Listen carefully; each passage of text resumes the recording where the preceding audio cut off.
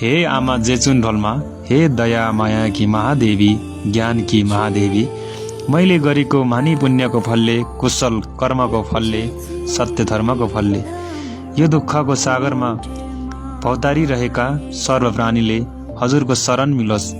यी दिन दुखीले, यहाँ ज्ञानी प्राणीले धेरै दुःख पायो, कष्ट पायो, सत्य धर्म हो भनेर पाप कर्म गर्न थाले, अकुशल कर्म गर्न थाले।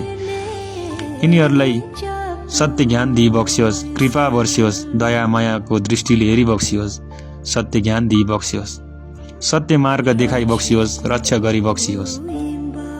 हजुरको माया, हजुरको ममता आकाश भन्दा नि सफा, समुद्र भन्दा नि गहिरो, जोखेर जोक्न नसकिने, मूल्य लगाउन नसकिने अमूल्य।